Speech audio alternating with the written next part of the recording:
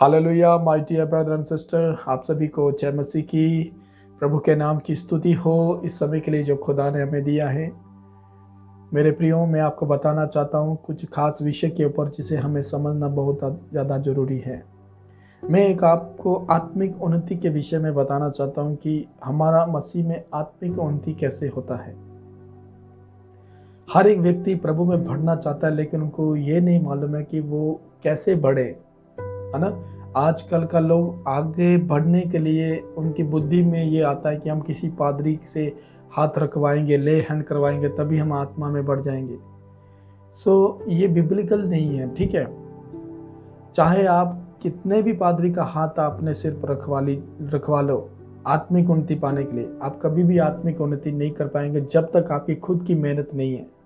Hallelujah मेरे प्रियो, जब उदाहरण के लिए मैं बताना चाहता हूँ कि जब एक व्यक्ति होता है अपने घर को चलाने के लिए वो किसी पे डिपेंड नहीं होता। वो ये नहीं कहता कि कोई मुझे आकर खिलाएगा, जब मेरे बच्चों को देगा तभी हमारा पालन पोषण होगा, ऐसा नहीं है।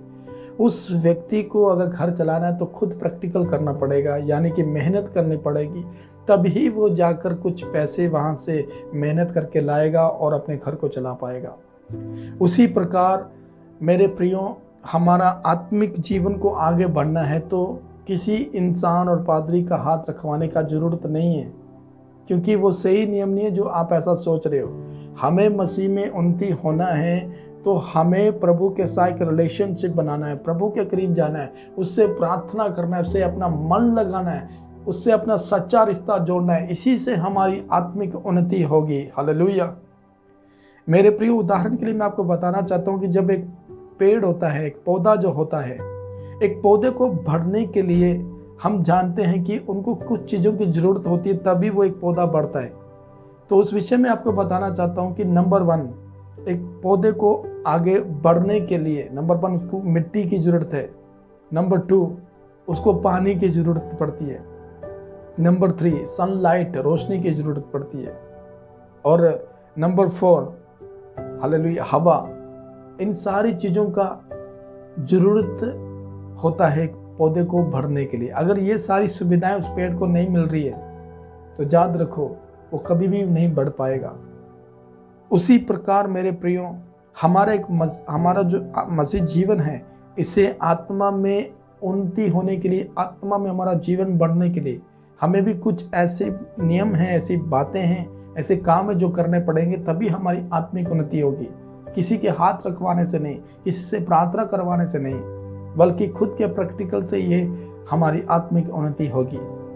तो इस विषय में आपको बताना चाहता हूँ कि नंबर 1 हमें प्रार्थना करना है, नंबर 2 हमें बाइबल को पढ़ना, उसको मनन करना है, नंबर 3 हालेलुया हमें आत्मिक संगति करना है।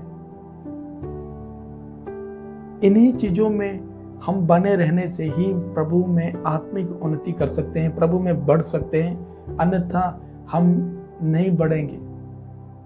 अगर हम अपनी बुद्धि से सोच विचार कर किसी पादरी का हाथ रखवाने के लिए जाएंगे या किसी से प्रार्थना रखवाने का सोचते हैं कि उसका हाथ रखेंगे, अभिषेक दास का हाथ रखेंगे तो मैं आत्मिक उन्नति हो जाऊंगा, ऐसा कभी नहीं हो सकता। हाँ, जब आप किसी परमेश्वर के दास से प्रार्थना करवाते हो तो कुछ समय के लिए आपको वो अच्छा, आपको शांति फील होगा, आपको सामर्थ्य फील होगा, लेकिन वो उसी पल आपके अंदर से खत्म भी हो सकता है। यदि आप प्रार्थना में खुद नहीं बैठे हो तब तक आप आत्मा में आगे नहीं बढ़ सकते। उदाहरण के तौर से मैं और भी आपको बताना चाहता हूँ कि जब कोई इंसान खुद रोटी खाता है तो खुद रोटी खाएगा तो उसके पेट में जाएगी तो उसका पेट का भूख मिट जाएगा। अगर वो ही अपना रोटी वो किसी और को देगा तो क्या जिसने दिया है उसका भूख मिट जाएगा? मान लो मैं अपना रोटी किसी को दे रहा हूं और मैंने नहीं खाया, अपना रोटी किसी को दे दिया, तो क्या मेरा पेट भर जाएगा? कभी नहीं। मैं खुद रोटी अपना खुद खाऊंगा तो मेरा खुद का पेट भरेगा।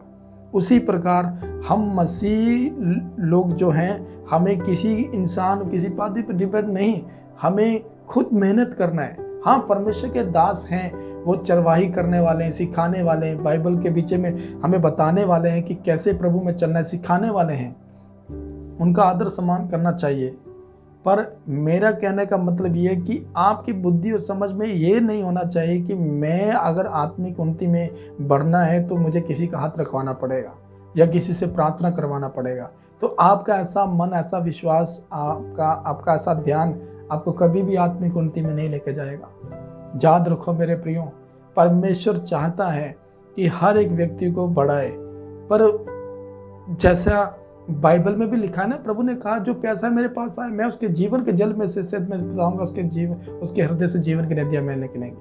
प्रभु कहता है मेरे पास आओ, मेरे साथ संगति करो, मुझसे प्रार्थना करो, मुझसे जुड़ो, कनेक्ट हो जाओ, कनेक्ट विद मी। प्रभु कहता है तब हम आत्मिक उन्नति में आगे हो जाएंगे। हालेलुया। इस बात को जानना बहुत ज्यादा जरूरी है। जैसे बाइबल में लिखा है ना कि जब यूहन्ना 15 अध्याय का जब हम पढ़ते हैं तो उसमें इस प्रकार लिखा है, यदि डाली दाखलता में बनी ना रहे तो वो अपने आप से फल नहीं सकती। हालेलुया।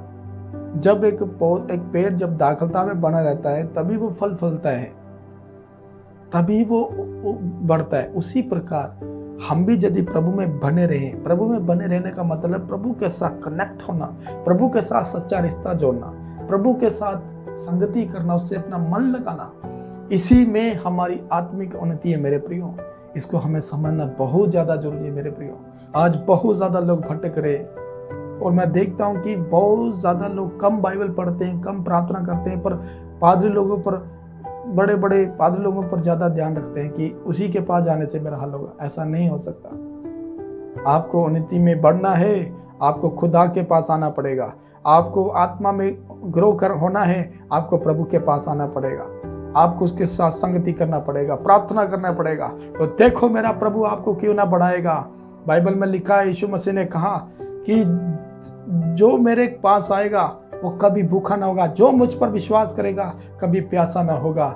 यीशु मसीह ही है जो हमें आत्मिकता में तृप्त कर सकता है, हमें वो आत्मिक उन्नति में बढ़ा सकता है। यीशु मसीह ही है जो हमारी बुद्धि और समझ को खोलकर हमें वचनों के कई वेद प्रकाशन पर डालकर हमें आगे बढ़ाने वाला परमेश्वर है।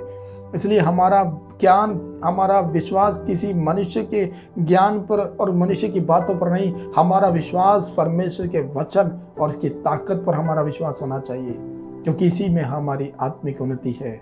आमीन।